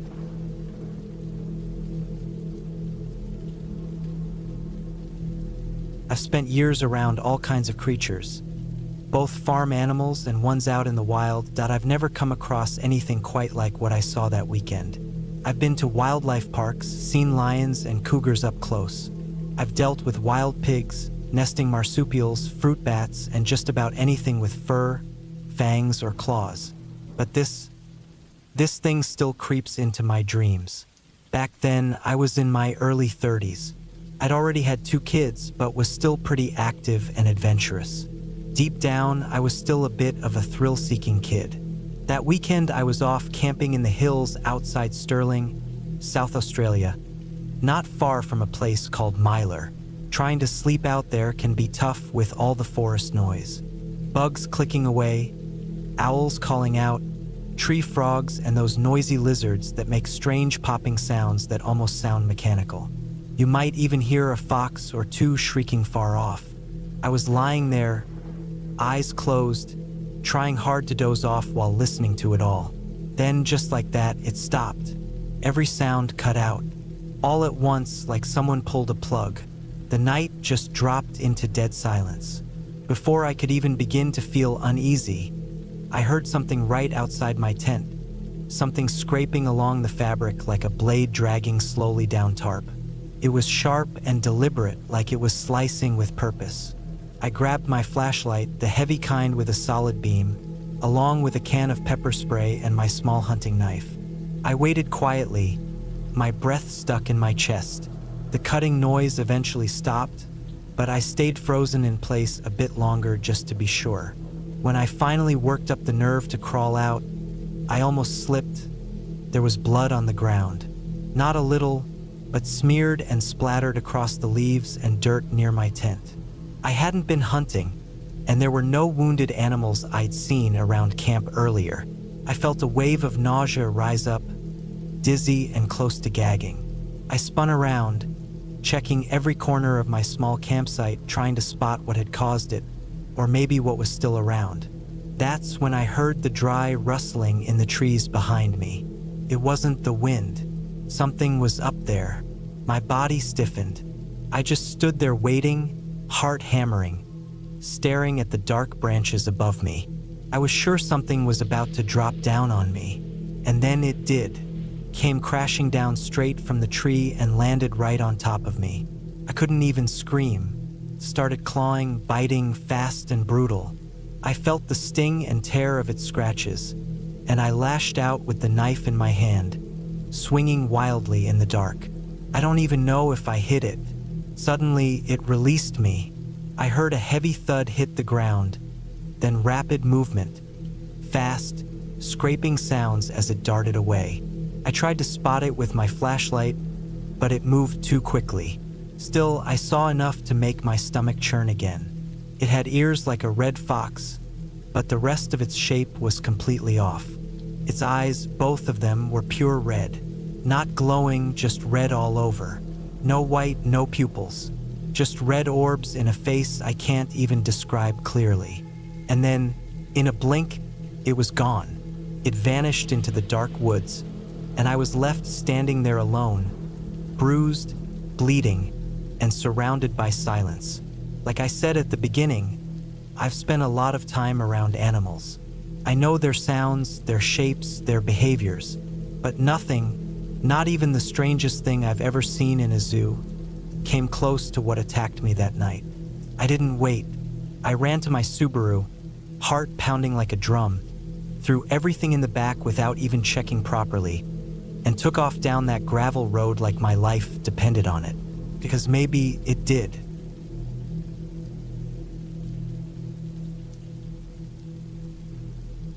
This took place over 10 years ago when I was 15. Even now, I still get goosebumps thinking about it.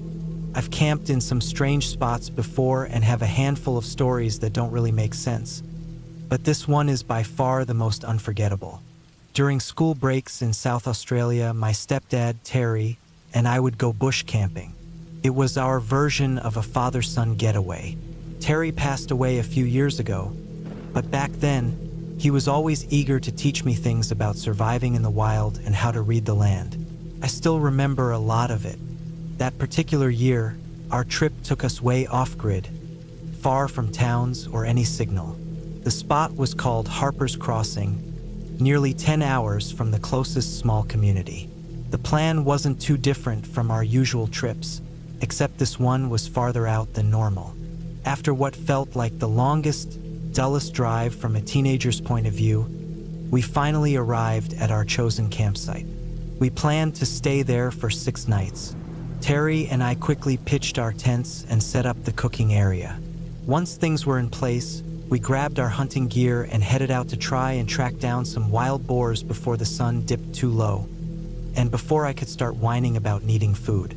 As the light started to fade, we made our way back. But what we returned to was odd.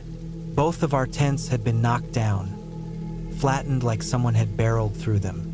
It honestly looked like something had rammed through our campsite. Terry turned to me with a grin and said, "Guess we're sleeping under the stars tonight, champ." He always tried to find some humor even in weird moments.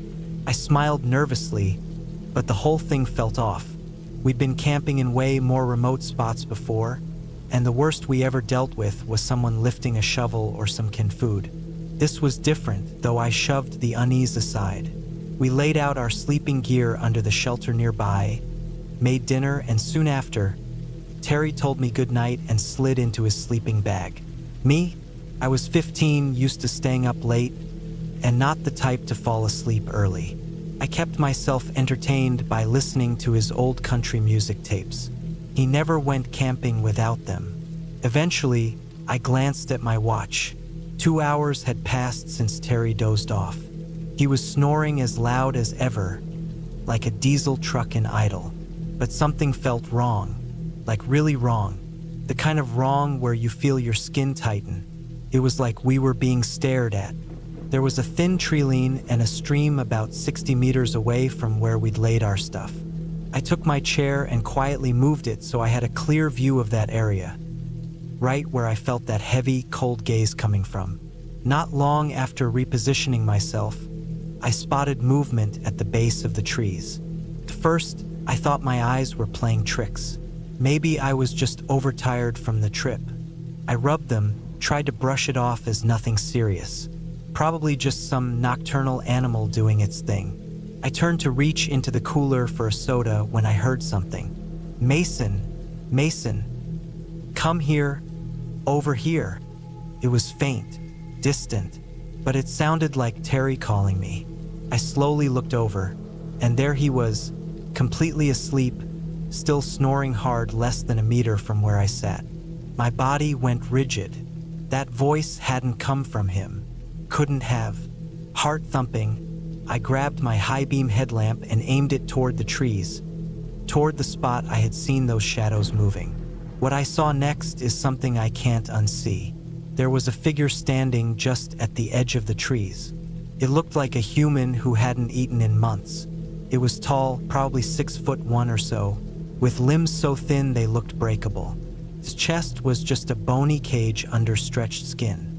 And the face, there's no real way to describe it without sounding crazy. It had white, colorless eyes. No lips. Just white foam dripping from the corners of its mouth. It looked like something straight out of a nightmare. I screamed and kicked at Terry, trying to wake him. He shot up, grabbed his gun, clearly startled. "What's going on?" he asked. "There's something out there," I said. "We have to leave." Trying to calm me down, he mumbled something like, "It's probably a wallaby or something messing around out there," but I was shaking, telling him over and over that this was different. He finally nodded and picked up his gear. "If we get out there and it's nothing, you're cooking breakfast tomorrow," he said with a forced chuckle. I stayed back, gripping a hammer like it would somehow keep me safe. Minutes passed. He was taking too long. My breathing grew shallow. Where was he? Then I heard his boots rushing through the grass. "Pack up. We're leaving right now," he said as he came into view. "But what did you see?" I asked. "This just isn't a safe spot. Let's go," he said quickly, clearly trying not to freak me out more than I already was. He started tossing everything back into the tray of the truck and told me to sit in the front passenger seat until he was done. That didn't help my nerves at all. He finally jumped into the driver's seat and turned the key. Our old Defender, a beat-up truck that barely worked on good days, choked and didn't start. The engine clicked twice but didn't turn over. As he twisted the key again, his eyes suddenly fixed on something outside the window. His expression dropped. I followed his gaze. There, standing half hidden by the shrubs, was the same thing I had seen before, still watching us. This mouth hung open. It hadn't moved, just stood there like it had been waiting. Without looking away, I whispered, "Please start the truck." On the third try, the engine roared to life. The creature stepped forward. Terry threw the truck into gear, took another step. He slammed his foot on the pedal and we shot out of the campsite. I turned in my seat and looked back. It was standing right where I had been sitting before, bent forward, still staring at us through the dust trail we left behind. That night's burned into my mind forever. I haven't been back to Harper's Crossing since, and nowadays, any trip I take is always within a couple miles of cell service. I've got more stories if you're interested. Australia's wild backcountry is stunning, but sometimes, what's out there is better left unknown.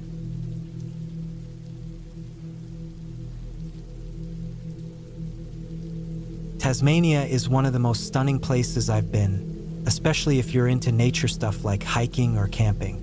Even though I've never really liked living there, I've always appreciated how beautiful the landscapes are. I was born in Queensland, Australia, but I've spent most of my adult life in Tasmania. The wildlife here is very calm compared to back home. There's pretty much nothing in the wild that's seriously dangerous. To give you some background, before people came here, mostly the Aboriginal groups about 700 or so years back, the island was mostly home to birds, insects, and a few species of bats. That's it. Then came the settlers with dogs, rats, pigs, and eventually Europeans brought in deer, rabbits, cats, and all kinds of other animals. Plants too. All in all, the chance of being attacked by an animal here while camping is almost nothing. The biggest threats are feral dogs, wild cats, maybe a fox or two.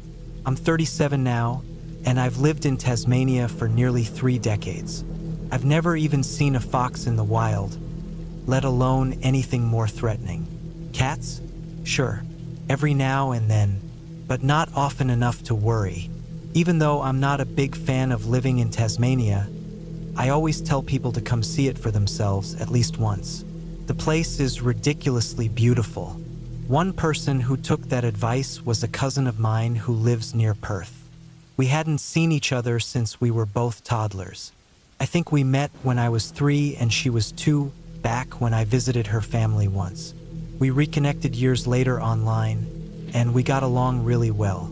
She's pretty chill, and when she said she wanted to come see Tasmania, I got excited. I planned a loop around the southern part of the island, since that's where I live, just outside Hobart. In my opinion, the southern half of Tasmania is where all the really good stuff is. I figured we were in for a great time. She flew in, we stayed at my place for one night, then headed off the next morning. Our first major stop was supposed to be Mount End, but when we got there, it was raining pretty hard. I didn't feel like pitching 2 tents in cold, wet weather, so we kept driving further south. Eventually, we found a quiet spot near a river to set up for free. It wasn't raining there, which was a bonus. By the time we got there, the sun had already dipped behind the hills. The place was tucked away in thick bushland, but since Tasmania doesn't really have any big predators, I wasn't worried. While unpacking, I realized my tent was missing the main poles. Couldn't use it, so that meant we'd have to share the one she brought. Felt a bit weird at first. She's a woman, I'm a man, but we're family, so it was fine. We built a small campfire, cooked dinner, and sat under the open night sky. It was clear and cold, but peaceful. We chatted about everything, just enjoying the quiet. Eventually, we got tired. We crawled into the tent and talked a little more before falling asleep. Sometime during the night, I was jolted awake by a horrible noise. I shot upright and looked over at my cousin. Everything was so dark it almost looked like a black and white photo, but I could make out thick, dark fluid coming from her mouth. It was bubbling out of her throat. She was choking, struggling to breathe, thrashing her head side to side. Blood poured from a massive wound across her neck. She was gasping and gurgling, her chest rising and falling faster and faster. The tent floor was soaked. It was terrifying. I just froze. My brain couldn't even figure out what I was looking at. It felt like something or someone had slashed her throat. Then suddenly I woke up, for real this time. Took me a few seconds to realize that the other part had just been a dream, but it didn't feel like one. Felt real.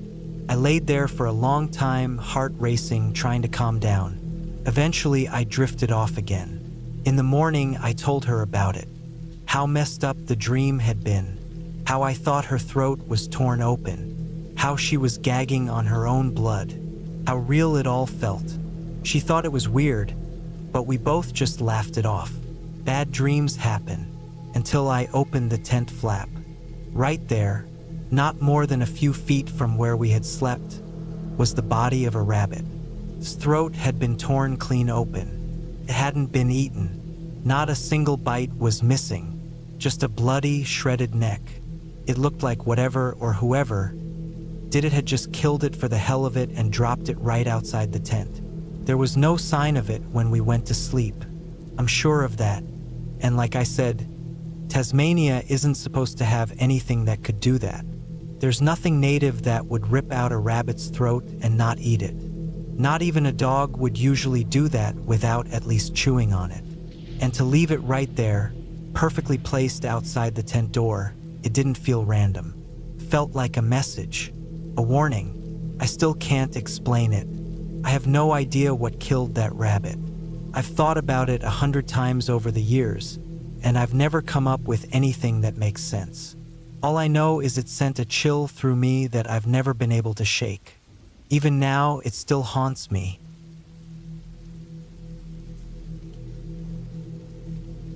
This happened around 3 years ago when I was 24.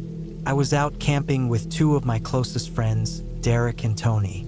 We decided to spend a few days at a spot called Redwood Bluff Forest Reserve. I'm originally from Pennsylvania, and Redwood Bluff had always been the regular camping place for me and my family ever since I was a kid. I'd always heard weird legends about the Pennsylvania Beastman, but I never thought much of them. We planned the trip to last 4 days. We showed up on a Thursday afternoon and started setting up. We each brought our own tents. Derek had a small tent made for 2, while Tony and I brought larger ones that could hold 5 people. The area we picked wasn't part of the main camping ground. It was more of a restricted part deep in the forest that most people didn't go to. That first night was quiet, nothing strange. On day 2, we went into the nearby town and spent the whole day there. We didn't get back to the site until about 6 in the evening. We got a fire going, sat around, and chilled.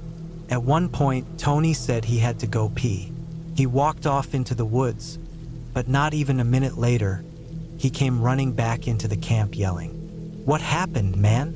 Derek asked, confused. "There's something out there," Tony said, breathing hard.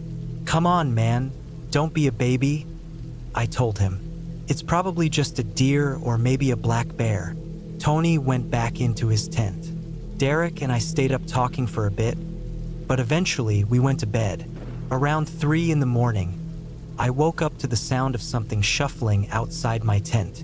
I didn't want to deal with it, so I rolled over and went back to sleep. I got up around 7 that morning, made some breakfast, and then all 3 of us went hiking for most of the day. The entire hike, I kept feeling like something was watching us. I tried not to let it bother me and pushed the thought out of my head.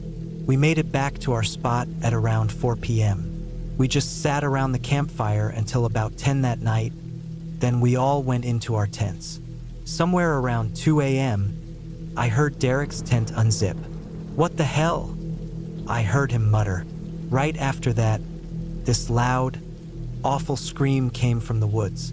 I reached for my pistol, loaded it, and stepped outside. "What was that?" I started to say, but then I noticed something moving behind the trees.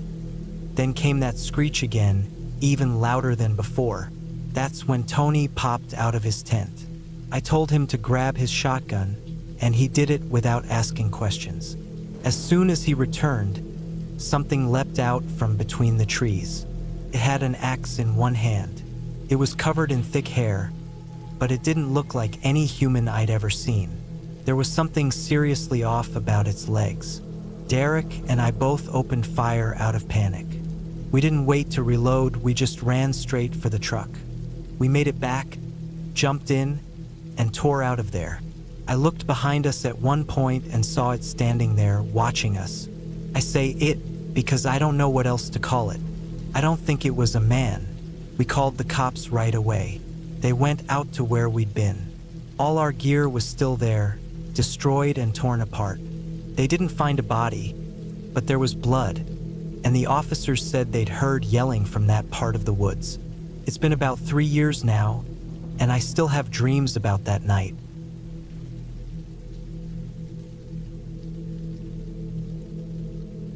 I've always had a deep fascination with strange creatures and unexplained phenomena.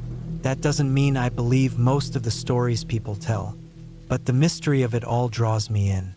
They say curiosity can be dangerous, and I learned that firsthand. I live in northern Arizona. Most people picture the state as dry and barren, but it has some amazing green mountain spots too. One of my favorite things is exploring and hiking different trails, whether it's through dusty desert paths or forested hillsides. On the weekend this happened, I was spending time hiking around the outskirts of Prescott National Forest. I had found a few interesting trails a little southwest of a large group campsite area. I brought along my small travel trailer since I'd planned to sleep there overnight. I love being out on hikes, but I'm not brave enough to sleep under the stars, especially after what happened. That fear has only gotten worse since. This was in April 2021. It was my second day hiking that area. The day before, I'd come to a fork in the trail and gone left. That way led me through soft hills, a few open grassy patches, and thick woods. It was peaceful, but honestly, the trees were packed so tightly it felt almost suffocating. The forest around there is full of skinny pines and heavy brush, all growing close together. That day, I wanted to get a clearer look at the area, so I chose to take the right trail instead. This one bent around the side of a mountain and climbed steadily upward. It was a lot rougher than the other one, with chunks of it washed away from a recent storm. Some big rocks and a small flood basin slowed me down. I stuck to it, hiking for hours until I finally reached what looked like the highest part. As I approached the top, the sound of wind whistling through the trees and across the ridgeline grew stronger. It had this eerie, low howl that made me uneasy, but the view up there was incredible. I could see the entire Prescott Valley and tree-covered ridges stretching for miles. I even spotted the campsite way down below. I sat for a while, just taking it all in, before getting ready to head back. As I started walking down the mountain, I caught something move out of the corner of my eye. It was further down the trail on one of the tight switchbacks. I paused to watch. My first thought was that it might be a cougar, which worried me a little. But when I focused, I realized it was only a deer. That's when I heard a loud snapping sound, like thick wood being broken. It came from where the deer had been. I turned in time to see something huge drop from a tall tree onto the deer's back. My nerves jumped, but so did my curiosity. The creature was beyond anything I could have imagined. It was huge, about the size of a bull elk. Its shoulders looked like they stood at least 7 or 8 feet high. The texture of its skin looked just like the dry bark of the nearby trees, almost as if it had grown from the forest itself. Its body looked a lot like the big insect monsters from those old Godzilla movies, especially the bulky, armored ones. It had massive forelimbs stretched forward, angled strangely. Its back legs were shorter but very solid, like it was built to hold its weight. Those long front limbs reminded me of how a mantis holds its arms, but these touched the ground and curled upward to its face. Each one had 3 big joints ending in thick, curved points. The limbs were wide, maybe 18 inches across. It was lifting them from the deer's crushed body, which was twitching helplessly. Its back legs were shaped like a mountain cat's, but instead of paws, they ended in 4 long toes with claws like talons. Each toe matched the thick shape of the leg it came from. His face was the most horrifying part. It looked like a big bat, short snout, small round eyes, and long pointed parts sticking backward from its skull, like oversized ears. I was frozen. I hadn't noticed it at all until it dropped down, which meant it was probably hiding in the trees when I walked up earlier. That means I passed right underneath it and had no clue. Could have run, could have hidden, but something in me, maybe shock, maybe a twisted curiosity, kept me rooted in place. I figured if I moved, it might see me, so I stayed perfectly still. The beast turned toward a nearby tree. That tree was thick and pretty close to the path. I guess that was where it had been hiding. Using the long claws on its back foot, it picked up the dead deer. Then, wrapping its enormous front limbs around the trunk, it began to climb. It reminded me of a sloth the way it moved. Its arms curled around the tree and locked into place, then slowly pulled itself up. It didn't climb like a monkey or a bear. It gripped tight and dragged itself higher, one huge limb at a time. After about 30 seconds, it had reached the first big branch. I'd estimate it was about 30 feet up. It hung there upright, wrapping those long limbs around the branch. Then it bent its entire upper body to bring the deer to its mouth. It clutched it close with its clawed legs while chewing slowly. I remember thinking it must have an incredibly strong core to be able to hold that position. I stood there, totally still, not even breathing heavy, just watching in disbelief. Took its time. I stood there for probably 10 minutes while it picked the carcass apart. To my horror, it ate everything, even the bones. When it was finished, there was nothing left of the deer. Then it repositioned itself, again grabbing the branch with its long front limbs. It looked more like a sloth clinging to the underside of a tree than any predator I'd ever seen. Using the toes on its back feet, it hooked one over the other, then pressed its entire body flat against the branch. Its bark-colored skin made it almost invisible. Even though I knew it was there, it was hard to spot. Its head rested against the underside of the branch, facing the trail, almost like it was watching or waiting. I wondered if maybe it had gone to sleep after its meal, but I wasn't about to take the chance of walking underneath it. So I stayed frozen for another 15 minutes, trying to think of a plan. Finally, I decided to lower myself slowly to the ground. Then, inch by inch, I would crawl backward up the trail. Once I got back to the top, I would cut straight through the woods. I could still see the camp from there, and I figured I'd make my way straight through the trees toward it.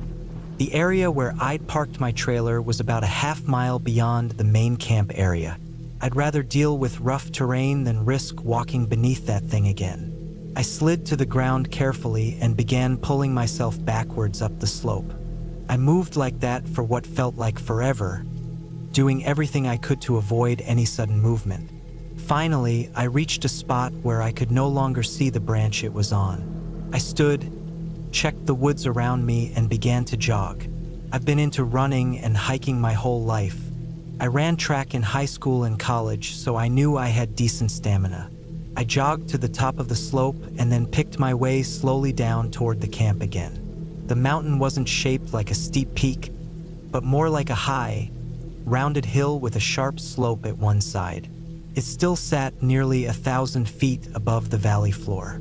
The going was easy at first, but near the bottom it became trickier. I stayed careful and eventually made it down without falling. When I reached my trailer, it was a little after 6 p.m. I was still completely rattled. I decided right then to pack up and cut the trip short. I drove home that evening and haven't returned to that area since. I still don't know what that animal was. Part of me wants to find out. I've even thought about going back, maybe trying to get a photo, but I know if I do, I'm not going alone this time. Ever since then, I always carry a concealed handgun when hiking just in case. If you're someone who enjoys the outdoors, be careful. People talk about forests going quiet or strange calls that sound like people you know. At least those stories come with some kind of warning. But when something heavy breaks the tree above you, When air rushes past your face and something drops on you before you can think. That's when it's too late. You're already gone. Be safe out there and enjoy the trails carefully. This took place a couple of months back, around the time I'm writing this. My old friend and I decided to take a weekend trip to do some camping and fishing at Brushwood Lake in northern Alabama. We hadn't spent any time together in ages, so this felt like a good chance to catch up and enjoy the outdoors. I got up early Thursday morning, stuffed my bag full of the stuff I needed, threw in a cooler with drinks, gave my wife a kiss goodbye, and tossed everything into my buddy's SUV. We hit the road, cracking jokes the whole way, swapping stories about strange things we'd experienced before.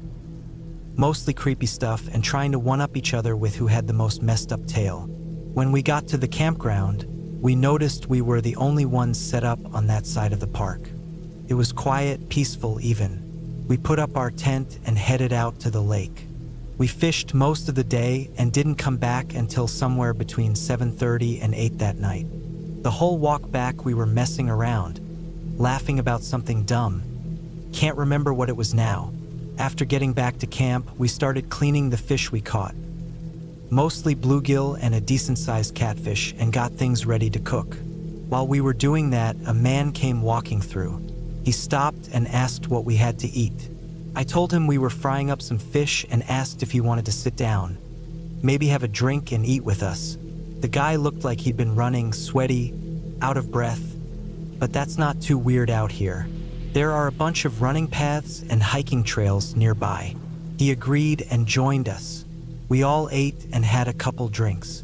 He didn't say much, but when he finished, he got up, told us thanks, and said he was heading back to the trail. He told us he appreciated the kindness and said it was rare these days to meet decent people out in the woods. Trying to be a smartass, my friend told him, "Better watch out for a rake or something." The man stopped dead in his tracks, turned, and gave him this intense look. His face changed, and he said in a sharp, raised voice, "Don't say that name. Don't even joke about it." Then he just turned and speed walked off into the trees. I busted out laughing and looked at my friend, who was still wide-eyed. We both shrugged it off, figuring maybe the guy had some personal weirdness around the subject.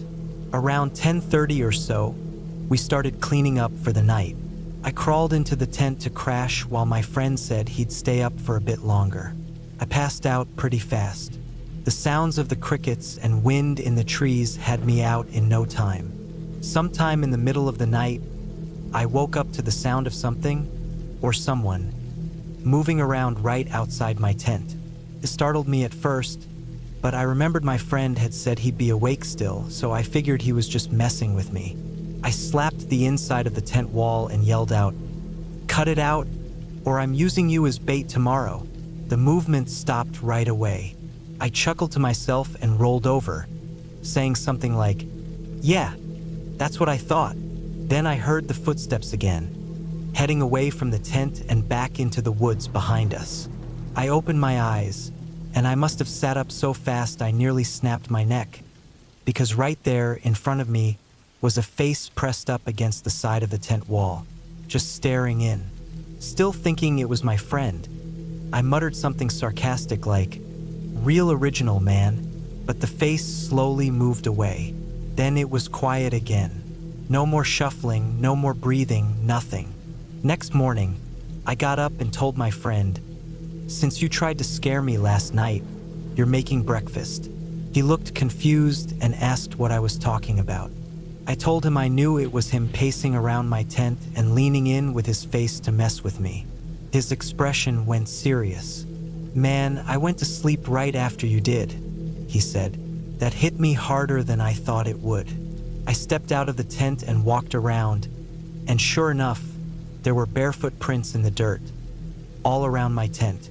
They were big human prints, not animal, no shoes, just bare feet.